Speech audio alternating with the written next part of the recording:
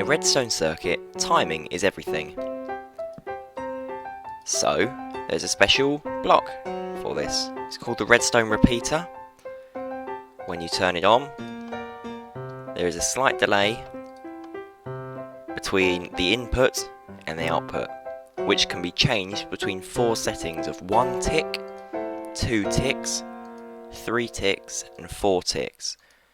So I've shown you 1 tick, 2 ticks is double that, 3 ticks, 3 times that, and 4 ticks, 4 times that. And a tick is, in Minecraft, 10 ticks per second. So if you wanted to time 1 second in redstone repeaters, you would need 2 lots of 4 and 1 lot of 2, or some equivalent to make up the same amount. Now when placing, you want to stand on the input wire, place it in front of you, and you are looking towards the output, like so. And they can, of course, be placed one after the other, and they will power each other. So, let's say I wanted to time 1 second. Got 4, plus another 4, making 8, plus 2, making 10. And 10 ticks per second, that means I'm timing 1 second. There we go. Just about the oldest design for a redstone timer is this. It's simply made by looping lots of repeaters around like this, leading off to whatever it is you want to pulse, redstone on the corners to join it all up, and placing a power source. Now the trick here is to put them all on a decent time. I'm going to put them all onto 4, like so, and I'm going to turn on the lever and then quickly turn it off again to create a pulse. And this pulse will now go all the way around the circuit, and this will keep going. But unfortunately, if it ever gets broken or you want to stop it, then to start it you've got to replace the redstone and pulse the same. Now an improved design of this circuit is using a piston. So when you turn on this lever, not only will it send power to the actual circuit, it will send power this way via a repeater to add a delay round to the back of the piston, which will then move this block across, cutting off the signal, because the redstone will not be able to travel down through that block. So I'll show you how this works. So there we go, and then at any point you can just take away the piston, and you can also use this repeater.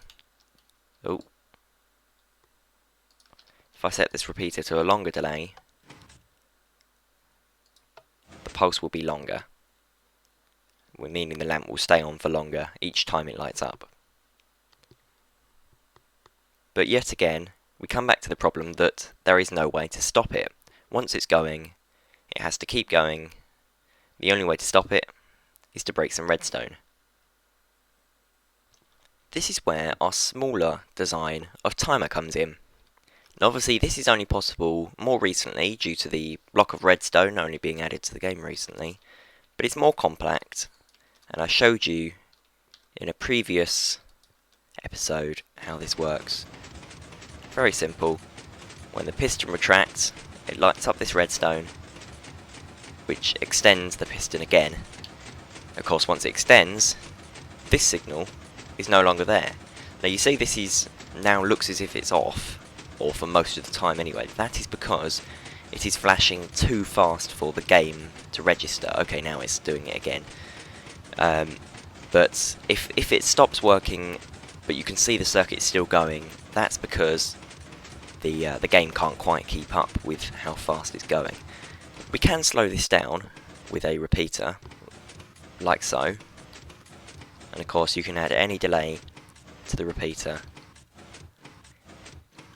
and of course you can add more repeaters, but I find a problem in that if you put it on the shortest delay of a repeater of 1 tick, the redstone block seems to be left here, but that doesn't seem to happen with no delay, so I'm not sure why that is. The reason this design is my favourite is because not only is it compact in that it can be that small, but it can be turned off and on easily. For example, when you want to turn it off, all you've got to do is power it constantly, and you see it will stop flashing on and off. When you unpower it, it will go straight back to its original timing, and it will always be the same no matter what. Now you may think, okay, when I turn it off it's constantly powered, say I had something coming off of here. But that's fairly simple to solve with an inverter that I showed in a previous episode.